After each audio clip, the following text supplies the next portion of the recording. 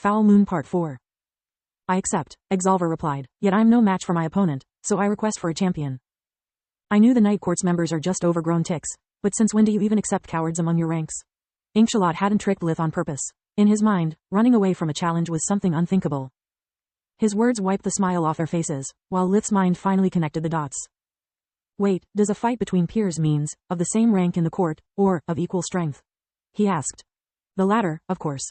Scylla replied with a wolfish smile. You should have asked for my help. He who lives alone dies alone. You have no friends here and you knew it. Bah, don't worry, kid. Inkshallot sneered. Awakened ones are the strongest race after liches. Everything else is trash. When will the fight take place? Lith asked while using invigoration to return to his peak condition. As soon as the arena is ready, and unless someone wants to die by my hand, it will happen within the next few minutes. Inkshallot struck the ground with his silver staff, causing the whole room to shake. While Scylla and Kaelin shouted orders in their respective communication amulets, Lith started to cast what he had always considered the most useless of all the trump cards at his disposal. Unknown location. Underground dungeon of the master of the meat puppets. Krishna Manohar had long come to terms with inferior minds having no originality. When he regained his senses, he didn't need to look at himself to know that his arms had been amputated.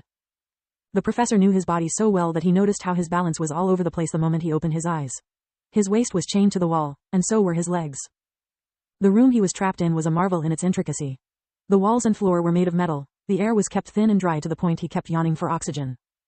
Well, at least this is new. Usually, they just break up my arms. Someone here is very paranoid. I can understand why they took my hands off, but what is this room for? He thought. Unlike the master of the mansion, Manohar was unaware of awakened one's existence, so the design of the cell made no sense to him. An awakened wouldn't need their mouth or hands to cast, so the metal served to make it impossible to use earth magic, while the dry air blocked fire, air, and water magic. With no humidity, there was no water to manipulate, while fire would quickly burn the low oxygen content of the room and make the prisoner faint. Manohar was still dizzy from all the lightning bolts which had struck him a few hours earlier. With no hands, he had to use first magic to treat his minor wounds and the symptoms from the amputation. When the pain stopped hindering Manohar's mind, he continued using first magic while studying the restraints trapping him. As he expected, they weren't regular chains. Even if he was unfamiliar with their design, the professor could feel enough mana coming from them to support multiple enchantments. This may take a while, he sighed. Awake already? It's not only your mind to be amazing. For a human, of course, said a familiar feminine voice while opening the cell door. Can you drop the evil overlord act? It stopped being fun before I was even born. It makes you look even more pathetic than you already are. Tough talk for someone in your position. Hessie, Lady Lanza's personal housemaid, walked to the center of the room with a soft, cruel smile on her lips. There was nothing bashful in her gait anymore.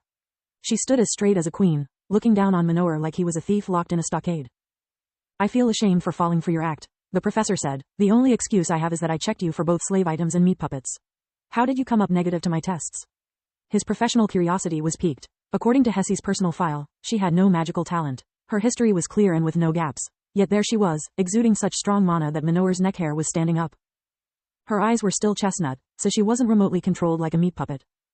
Easy, I took over her body months ago. Your spells detected nothing because there's nothing to detect. I'm Hessie now, or at least what's left of her. Are you saying it's not just shapeshifting? Manohar had never been so happy of being kidnapped. The lady in front of him was as crazy as interesting. She would make an incredible specimen. If I manage to capture her alive and if those buzzkills of the crown don't execute her on the spot. He inwardly smiled. Manohar lived for the challenges. Enough chit-chat. There's a reason why you are still alive. Because you need my help. Manohar interrupted her. Let me guess. After seeing me at work you understood how sloppy and crude your methods are, so you want me to teach you how to do things properly. Hessie's eyes were reduced to fiery slits, brimming with mana. How dare you belittling my work, you insignificant runt. My art is perfect, or better, it was supposed to be. I want to know how did you extract my puppy alive from its host? Her anger made the professor's condescending attitude turn to hilarity. Art? Perfect? Are you really such an idiot? Your magic is messy at best, if not wasteful. I hoped you were like Balcor, a genius like me but that because of poor personal choices ended up swamped with too much scutwork, slowing your research. If you think that junk is perfection, then you are barely at a 5th-year student level. Once I used my diagnostic spell, I found at least 12 major flaws and as many ways to safely remove the specimen. Off the top of my head at that. Manohar was so disgusted that he stopped talking and started chanting. What do you think you're doing? Hessie released a bolt of darkness magic from one of her rings, but Manohar easily dodged it despite his restraints. His movement revealed a set of arms made of light that had remained hidden behind the professor's back up to that moment. The chant ended and the chains fell onto the ground with a metal clattering. It was the Tier 4 Forgemaster's spell Clean Slate, an exclusive of the elite of the army, the association, or in Manohar's case, of the Queen's Corps. It generated a combined pulse of light and darkness magic that would temporarily short-circuit the imprint on a magical item. In the case of the chains, without an owner, the lock was released. Before Hesse could recover from the surprise, the left arm formed a fist and struck at her like a ram, sending her sprawling on the floor. Light magic used for offense? That's impossible. The first magic composing the hard light construct was enough to allow Minoru to channel his spells, but its offensive force was just slightly superior to that of an average man. Just because an idiot can't do it, it doesn't mean that something is impossible. Minoru said while Hesse stared at him with a mix of fear and awe.